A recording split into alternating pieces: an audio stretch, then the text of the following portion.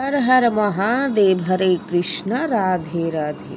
आज बोलबो শ্রাবণ মাসে যে আমরা যে 4টে সোমবার করে থাকি, আমরা পুরুষ বা মহিলা আমরা এই ব্রত প্রত্যেকেই করে থাকি। তো অনেকের অবাঙালি যারা, তাদের কিন্তু পূর্ণিমার পর থেকে সোমবার ব্রত তাদের শুরু হয়ে গেছে। আমরা যেহেতু বাঙালি, আমাদের কিন্তু শ্রাবণ মাস পড়েছে মাত্র কদিন আগে। তো আমাদের শ্রাবণ মাসের সোমবার কিন্তু হচ্ছে কাল থেকে।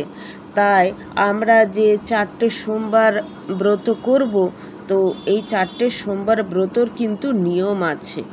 তো যারা প্রকৃত এই সোমবার ব্রত পালন করবেন, তাদের কি কি করতে হবে, কি কি খেতে হবে, মোটামুটি কিছুটা তাদের জেনে রাখা দরকার। এবং শ্রাবণ মাসে প্রত্যেক সোমবারে যে শিবের মাথায় জল ঢালা হবে, মহাদেবের মাথায় যে জল ঢালা হবে, তারও কিন্তু কিছু নিয়ম আছে। অনেকে ঘটিতে দুধ বা জল নিয়ে হড়হড় করে শিবলিঙ্গে ঢেলে দেন, না, তা কিন্তু চলে না। শিবের যে লিঙ্গ থাকে তার ডান দিকে থাকে গণেশজি, বাম দিকে থাকে কার্তিক, মধ্যিখানে থাকেন গৌরী মা, তারপর শিবলিঙ্গ। তো এইগুলো আগে একটু একটু করে জল দেওয়ার পর তারপর শিবলিঙ্গে দিতে হয়, তবে মহাদেব অত্যন্ত প্রীত হন, সন্তুষ্ট হন। এবং শিবলিঙ্গ যারা জল ঢালবেন প্রথম সপ্তাহে প্রথম সোমবারে কি দেবেন? প্রথম সোমবারে দেবেন আতপ চাল। আপনি 11টা দিন, 21টা দিন, 31টা দিন, 108টা দিন আপনি দেবেন আতপ চাল। কিন্তু আতপ চালটা একটু ভালো করে বেছে নেবেন, আতপ চালটা যেন গোটা গোটা থাকে। আপনি 11টাই দিন কিংবা 21টা দিন, কিন্তু দেখবেন যেন গোটা থাকে, ভাঙা আতপ চাল না থাকে, তাহলে কিন্তু আপনার এটা খুব ভালো ফল দেবে। আর সাদা আতপ চাল দিলে কিন্তু মনের ইচ্ছা পূরণ হয়, অনেক কিছু বাধা বিপত্তি কেটে যায়। দ্বিতীয় সোমবারে কি দেবেন? সাদা তিল। সাদা তিল এটা কিন্তু ভগবান শিবের অত্যন্ত প্রিয়। সাদা তিলে কিন্তু মনের যে বাসনা সেটা কিন্তু মেটে, প্রভু মনের বাসনা মেটান। তো আপনার হয়তো অনেক দিনের অপূর্ণ কাজ রয়ে গেছে, সে কাজটা হয়তো আপনার পূরণ হয়ে যেতে পারে। এবং তৃতীয় সোমবারে আপনি কি দেবেন? তৃতীয় সোমবারে কি দেবেন ভালো করে জেনে নিন। তৃতীয় সোমবারে দেবেন মুগের ডাল। অনেকে মুগের ডাল মনে করে ওই যে হলুদ মুগের ডাল, সোনা মুগ ডাল, ওইটা দেবেন না। সবুজ মুগের ডাল, যেটা সবুজ রঙের থাকে, খোসা শুদ্ধ, ওই মুগের ডাল দেবেন।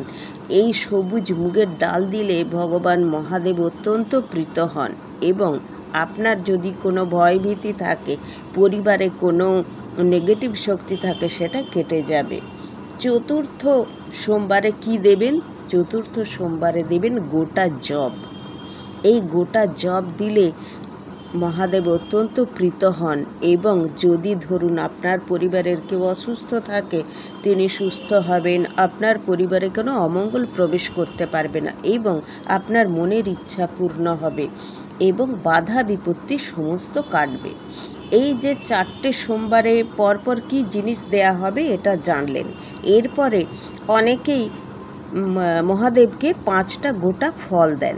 হ্যাঁ, এটা অনেকেই দেন, বেল দেন, নারকোল দেন, আপেল দেন, কলা দেন, এইসব দেন, তো শশা দেন, অনেকে নাশপাতি দেন। শ্রাবণ মাসে নাশপাতি বর্জন।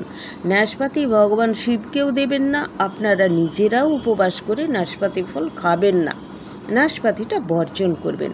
নাশপাতি বদলে অন্য ফল দিতে পারেন। এবং যখন শিবের পুজো করবেন তখন কিন্তু পুরুষরা, নারীরা কেউ কালো পোশাক পরবেন না। কালো মেয়েরা কালো শাড়ি, কালো সায়া, কালো ব্লাউজ পরবেন না। চেষ্টা করবেন লাল, সাদা এই ধরনের কিছু পরতে। শিবলিঙ্গে হলুদ অর্পণ করবেন না, হলুদ দেবেন না, সিঁদুরও দেবেন না। এবং শিবলিঙ্গের কাছে শঙ্খ রাখবেন না। শঙ্খচূড়ের কাহিনী আছে, মহাদেব শঙ্খ পছন্দ করেন না, তাই একদম দেবেন না।